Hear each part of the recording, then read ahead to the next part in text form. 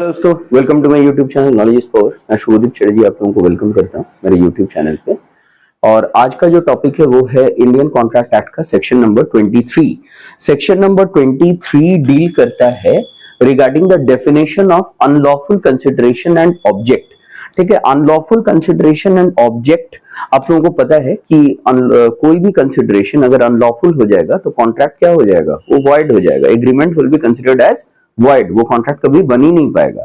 तो हम लोग आज के क्लास में अनलॉफुल कंसिडरेशन किसको किसको कहेंगे, कब कब कहेंगे, उसको हम लोग डिस्कस करेंगे।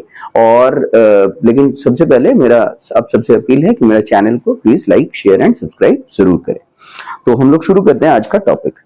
तो देखिए, सेक्शन 23 बहुत ही क्लियर है कुछ पॉइंट्स को लेकर के कि कब कब एक सिचुएशन में, किन किन सिचुएशंस में कंसिडरेशन को अनलॉफुल माना जाएगा। देखिए, the consideration or object of an agreement is lawful unless it is forbidden by law, it is of such nature that if permitted would defeat the provisions of any law, it is fraudulent, it involves or implies injury to the person or property of another, the court of law regards it as immoral or opposed to public policy. First situation of against public policy is agreement of trading with the enemy, stifling prosecutions, maintenance and champerty and many other situations. तो हम लोग एक एक करके ये सारे points को हम लोग डील करेंगे।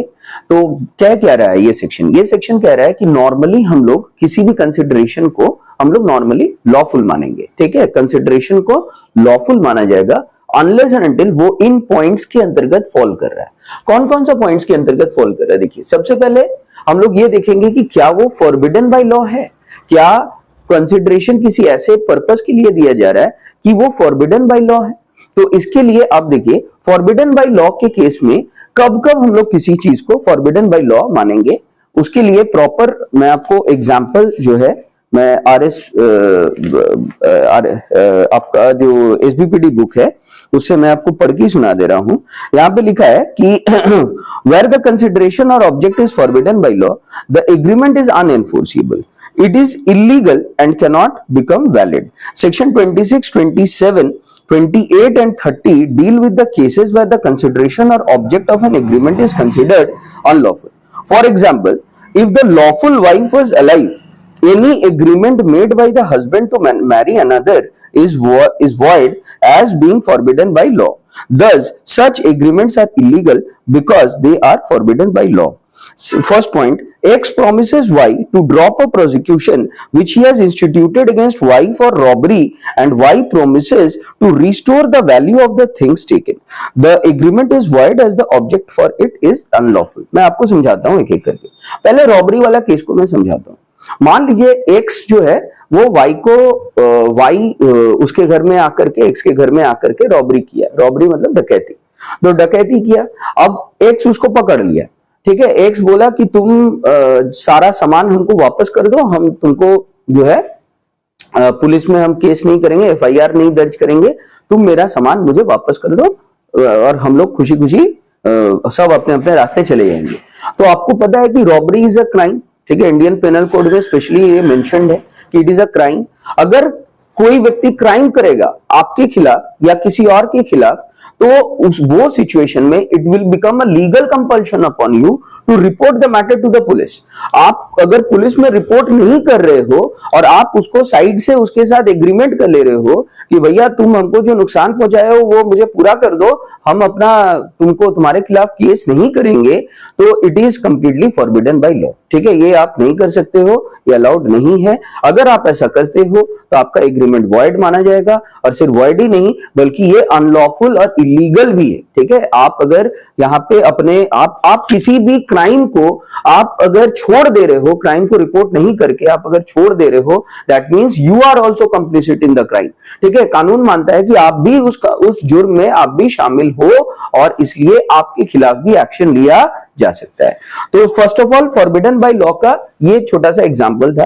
सेकेंडली यहाँ पे ये बोलने का कोशिश कर रहा है कि जैसे आप लोगों को पता है कि इंडिया में कोई मर्द या कोई औरत दो शादी एक साथ नहीं कर सकता है। अगर कोई व्यक्ति जो है किसी, अगर यहां पे जैसे बोला कि if the lawful wife was alive, any agreement made by the husband to marry another is void as being forbidden by law। यानी कि अगर मान लीजिए कि किसी इंसान का अपनी खुद की वाइफ, अभी लॉफुल वाइफ अभी जिंदा है, उसके जिंदा रहते हुए वो अगर दूसरा शादी करना चाहता है, उसको लेकर के वो एग्रीमेंट करता है, तो वो ऑटोमेटिकली वो एग्रीमेंट ही क्या हो जाएगा, वो वॉइड हो जाएगा, वो अनएनफोर्सिबल हो जाएगा। ठीक है, यहां पे आपको ये बात समझना पड़ेगा कि दूसरी शादी करना यहां पे void माना जाएगा।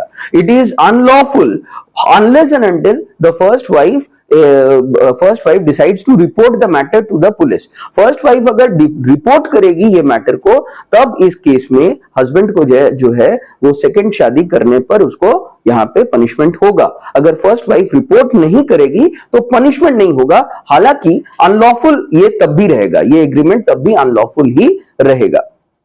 अब यहां पे आप देख लीजिए सेकंड पॉइंट क्या कह रहा है। सेकंड पॉइंट बोल रहा है कि it is of such nature that if permitted would defeat the provisions of any law.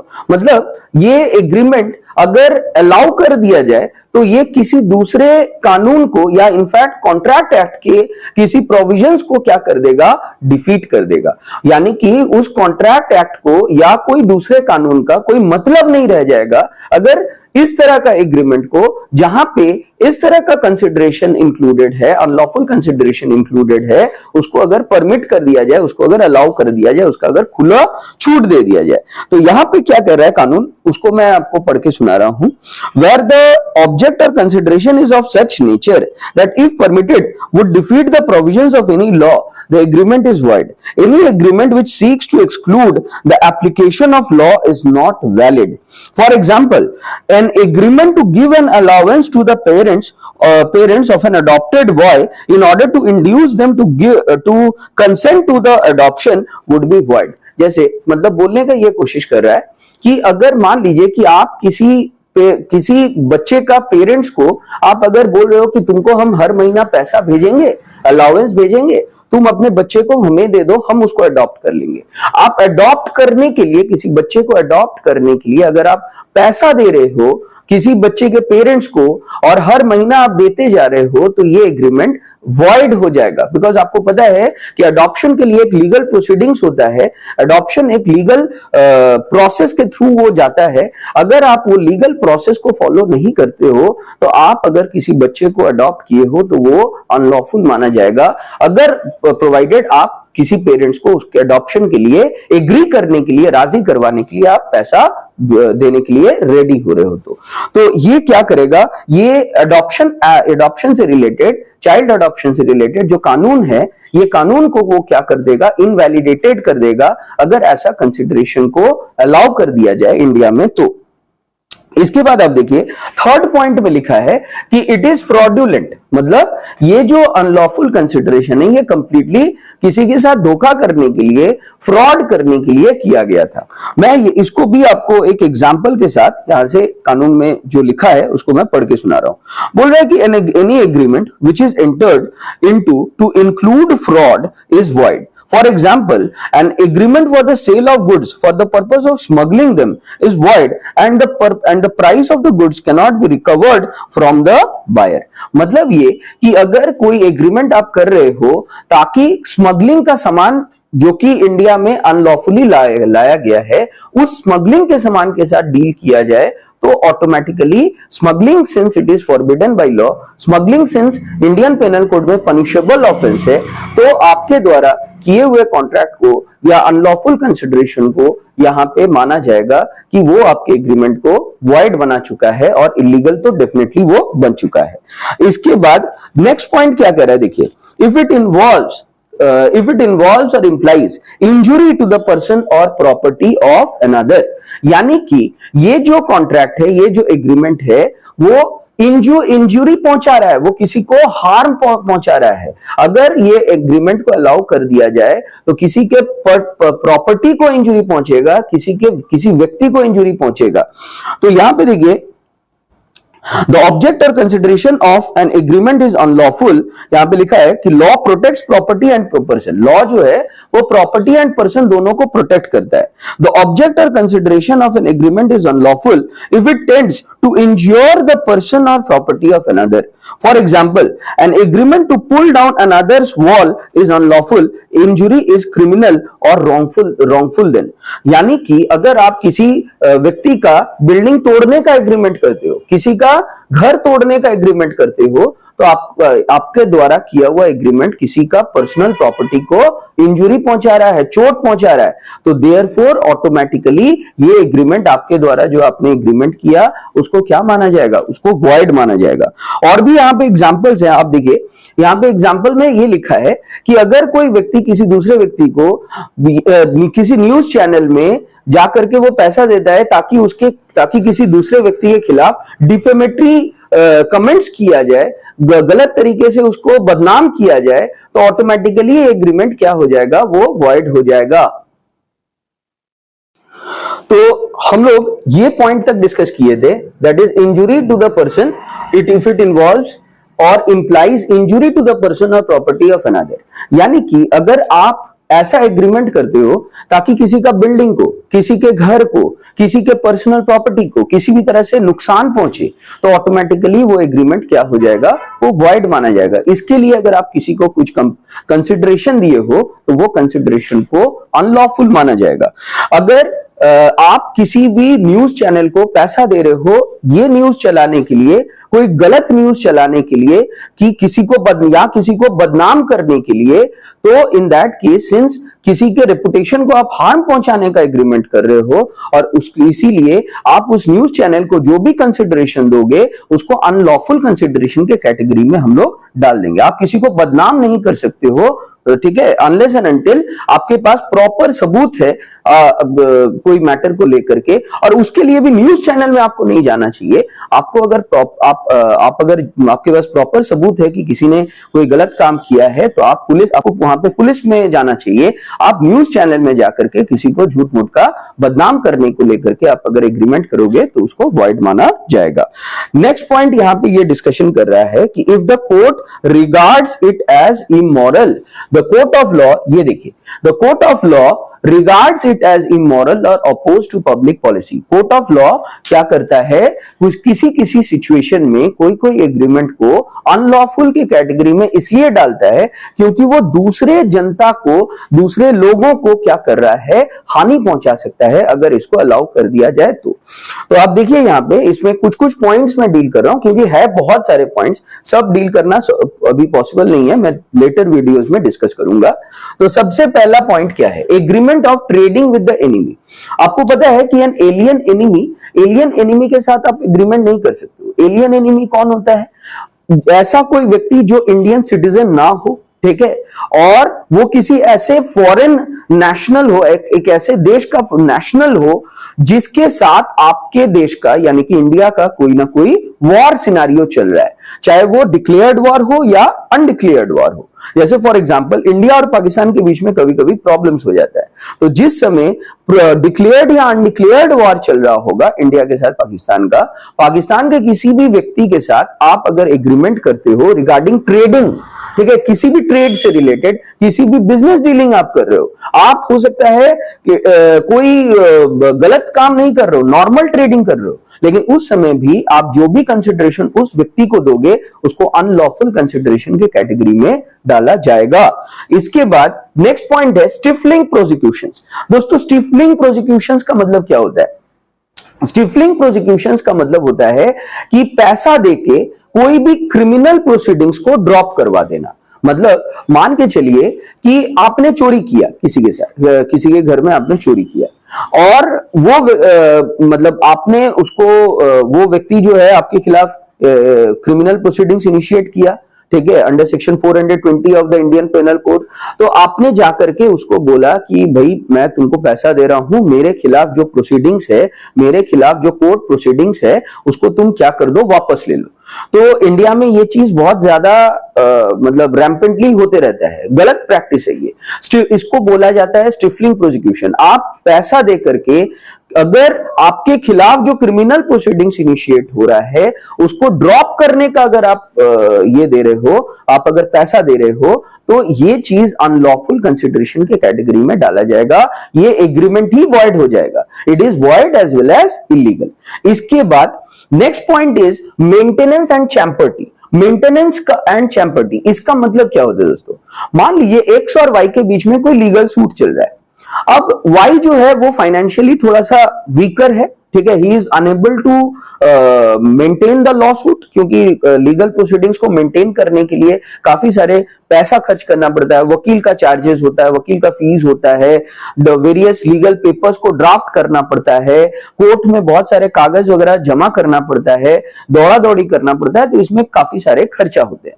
तो ये खर्चा वो बियर नहीं कर पा रहा है, तो जेड आकर के वाई को बोलता है, जो कि जेड बिल्कुल भी इस लीगल लॉ सूट से बिल्कुल भी उसका दूर दूर तक कोई वास्ता नहीं है, फिर भी वो आकर के बोलता है वाई को कि मैं तुम्हारा लीगल लॉ सूट को क्या कर रहा हूं, मेंटेन कर रहा हूं, मैं तुमको पैसा दे रहा हूं इस केस को जारी रखने के लिए, ठीक है, एक्स के खिलाफ ये केस को जारी रखने के लिए पैसा हम देंगे, तुम केस लड़ो।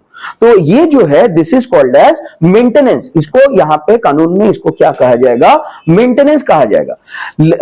नॉर्मली कहा जाए maintenance is not unlawful, maintenance अपने आप में इलीगल नहीं है, हाँ, लेकिन मेंटेनेंस से रिलेटेड जो एग्रीमेंट है उसमें अगर प्रॉब्लम हुआ बाद में जाकर के, तो डेफिनेटली यहां पे कानून किसी का बात नहीं सुनेगा, कानून इसको लॉ इसको रिकॉग्नाइज करने से मना कर देगा, वो बोलेगा कि ये वॉइड एग्रीमेंट है। इसके बाद देखिए नेक्स्ट पॉइंट है मेंटेनेंस के साथ champerty. What is champerty? Champerty के केस में, जैसे मैंने आपको मेंटेनेंस के केस में क्या एग्जांपल दिया था कि एक्स और वाई के बीच में legal proceedings, legal lawsuit चल रहा है, Y is unable to maintain the lawsuit, so Z is financially assisting Y to continue with the lawsuit against X. Champerty के केस में क्या होगा? एक्स बोलेगा कि अगर केस हमारे फेवर में आ गया तो जो बेनिफिट हमें मिलेगा, तुमको मिलने वाला है, उसको हम लोग क्या कर लेंगे? आधा आधा बांट लेंगे। तो that is called as champerty. मतलब मान के चलिए एक्स और वाई को लेकर के, एक्स और वाई के खिलाफ कोई जमीन का हिस्से को लेकर के, ओनरशिप को लेकर के लीगल लॉ सूट चल रहा है। वाई केस लड़ नहीं पा रहा है, जेड आकर के उसको पैसा दिया, बोला कि तुम केस लड़ो, हम देख लेंगे।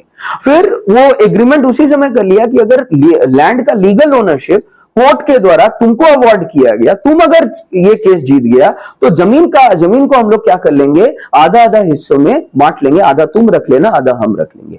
तो ये जो एग्रीमेंट है इसको कहा जाता है चैम्पर्टी। ये एग्रीमेंट भी क्या माना जाएगा? कंप्लीटली अनलॉफुल माना जाएगा। तो आप देखिए यहां पे कि सेक्शन 23, अब रिकैप कर लेते हैं। Unlawful consideration and object, section 23 क्या कहता है? नॉर्मली बोलता है कि कंसिडरेशन इज नॉर्मली लॉफुल, ठीक है, normally all considerations are to be considered as lawful or agreement is lawful unless and until इन पॉइंट्स में वो फॉल कर रहा है। कौन कौन सा पॉइंट? 5 पॉइंट है टोटल, इसको आपको याद रखना है। First, it is forbidden by law, ठीक है, ये क्या है? ये फॉरबिडन बाय लॉ है। फॉरबिडन बाय लॉ कब होगा? मैं आप लोगों को क्या क्या एग्जांपल दिया था फॉरबिडन बाय लॉ का, कि लीगली वेडेड वाइफ रहने के बावजूद अगर एक इंसान दूसरा शादी करने को लेकर के एग्रीमेंट करता है, उससे रिलेटेड कंसिडरेशन देता है, तो उसको हम लोग क्या मानेंगे? फॉरबिडन बाय लॉ मानेंगे। सेकेंडली, मैंने आपको और एक एग्जांपल दिया था कि अगर यहां पे जैसे यहां पे बोला है कि अगर आप अपना क्रिमिनल प्रोसीडिंग्स को ड्रॉप करने के लिए, आपके खिलाफ जो क्रिमिनल प्रोसीडिंग्स कोर्ट में चल रहा है उसको ड्रॉप करने के लिए आप दूसरे को, अगले व्यक्ति को, सामने वाले व्यक्ति को पैसा दे रहे हो ताकि वो आपके खिलाफ जो क्रिमिनल प्रोसीडिंग्स है उसको ड्रॉप कर दे, तो ये फॉरबिडन बाय लॉ हो गया। Secondly, it is of such nature that if permitted would defeat the provisions of any law, ठीक है, ये क्या करेगा? कानून का धज्जिया उड़ा देगा, कानून का जो बेसिक प्रोविजंस है उसको डिफीट कर देगा। तो इस तरह का सिचुएशंस को हम लोग मानेंगे कि अनलॉफुल कंसिडरेशन के कैटेगरी में आ रहा है। फॉर एग्जाम्पल, मैंने आपको क्या एग्जाम्पल दिया था कि अगर किसी बच्चे का अडॉप्ट करने के लिए को लेकर के आप एग्रीमेंट कर रहे हो और उस एग्रीमेंट के अंतर्गत आप पेरेंट्स ऑफ द चाइल्ड को आप हर महीना अलाउंस भेजने का आप एग्रीमेंट करते हो और बोलते हो कि मैं तुमको पैसा दूंगा, तुम अपने बच्चे को मुझे अडॉप्ट करने के लिए दो, तो इसको हम लोग क्या मानेंगे? अनलॉफुल मानेंगे। इसको अनलॉफुल कंसिडरेशन के कैटेगरी में मानेंगे, क्योंकि अडॉप्शन का एक सर्टेन लीगल रूट होता है, आप उस रूट को फॉलो नहीं कर रहे हो, third, it is fraudulent. Fraudulent के अगर किसी को धोखा देने के लिए को लेकर के कॉन्ट्रैक्ट हो रहा है, एग्रीमेंट हो रहा है, तो उसको हम लोग क्या मानेंगे? उसको हम लोग अनलॉफुल कंसिडरेशन के कैटेगरी में हम लोग उसको कंसिडर करेंगे कि ये अच्छा, धोखा किसको बोलिएगा? जब कोई व्यक्ति असत्य बोल रहा है, जब कोई व्यक्ति झूठ बोल रहा है और वो जान रहा है कि वो जो कुछ कह रहा है वो झूठ कह रहा है, फिर भी वो ये झूठ बोल रहा है ताकि दूसरे को अपने जाल में क्या करे, वो फंसा सके, तो इसको हम लोग क्या मानेंगे? इसको हम लोग अनलॉफुल कंसिडरेशन की कैटेगरी में कंसिडर करेंगे। इसके बाद नेक्स्ट पॉइंट क्या है? The court of law regards it as immoral or the court of law, sorry, fourth point है, involves or implies injury to the person or property of another। यानी कि court of law इसको मानेगा कि ये injury create कर रहा है, ये किसी को हानि पहुंचाने के लिए है। तो अगर आप किसी का बिल्डिंग तोड़वाने को लेकर के एग्रीमेंट करते हो, किसी का पर्सनल प्रॉपर्टी, कार डैमेज कर, कार को जलाने के लिए आप सपोज किसी व्यक्ति को कुछ गुंडों का हायर किए, बोले कि हम तुमको पैसा दे रहे हैं, तुम इसका गाड़ी को जाकर के डैमेज कर दो, गाड़ी को जाकर के आग लगा दो, आगजनी कर दो, तो ये किसी का प्रॉपर्टी को डैमेज करने के लिए एग्रीमेंट है। ये अनलॉफुल, कंप्लीटली अनलॉफुल एग्रीमेंट है, इलीगल एग्रीमेंट है। तो देयरफॉर इस तरह का एग्रीमेंट बिल्कुल भी वैलिड नहीं माना जाएगा। इसके बाद नेक्स्ट पॉइंट बोल रहा है कि the court of law regards it as immoral और अपोज टू पब्लिक पॉलिसी, जिसमें आता है ट्रेडिंग विद द एनिमी, जिसमें आता है स्ट्रिफलिंग प्रोसिक्यूशन, जिसमें आता है maintenance and champerty. With this, I conclude today's video. Thank you for watching. Please like, share and subscribe. जरूर करें।